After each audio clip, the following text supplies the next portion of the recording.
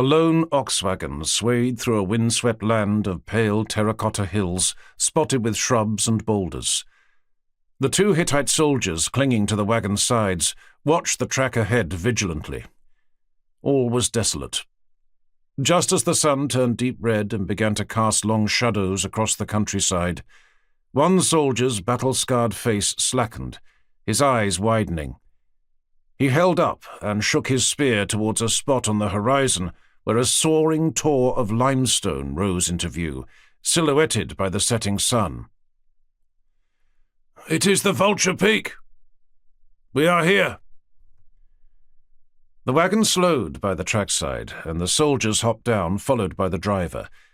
And then the final passenger alighted, his long silver hair framing a weathered, fox-like face and odd eyes, one hazel, one smoke-grey. Hattu, great king of the Hittites, folded his green cloak over one shoulder and strode to a knoll overlooking the sweeping plain between them and the jagged mountain. He crouched as he studied the windswept grasslands, bare all the way to the north.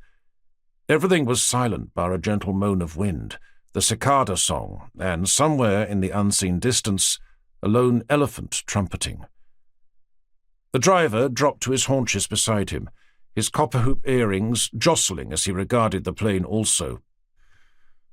"There's nobody here," Dagon rumbled through thin lips, flexing one hand, weary from holding the reins for so long, and running the other through his shock of white hair. "They were supposed to rendezvous with us here." The two soldiers joined them. "Perhaps they are delayed, Labana. The bridges in the north have fallen into disrepair after all," said Beanpole Zupili. "Maybe they had to trek upriver and find another way across." Hattu shook his head slowly. "The light has not yet faded," suggested the broad-faced Bulhapa. "They might still arrive before dark." Hattu shook his head again.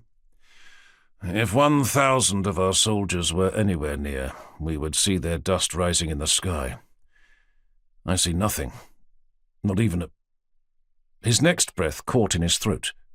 His grey eye ached, and at last he did see something out there, movement. An eagle circling low. The great bird was tracking something moving through the grass. Not 1,000 Hittite soldiers, just one, staggering, white tunic stained dark red. A moment later the others saw it too.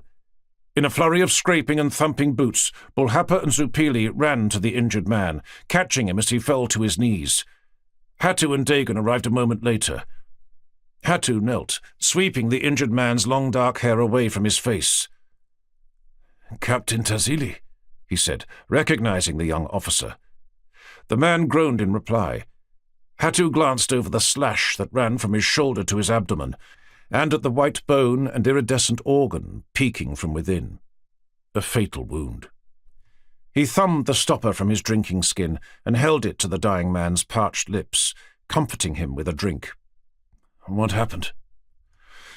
"The Azzi warbands ambushed us." He stopped, clutching his wound, his face contorting.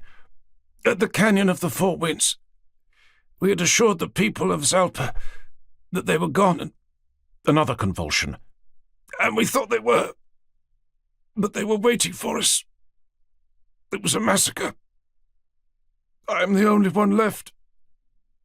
Hattu gulped slowly, feeling as if he had just swallowed darkness.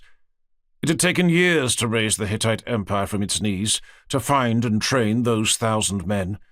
The first seeds of a reborn army, he had proclaimed. Dashed, gone, ruined once more. A bloody hand touched his shin. "Take me home, Labana," Captain Tazili begged, his face turning grey. "Take me home to see my wife and sons at Atusa." Hattu took Tazili's hands in both of his. "They are waiting for you," he said softly, looking along the track whence their wagon had come into the haze of distance.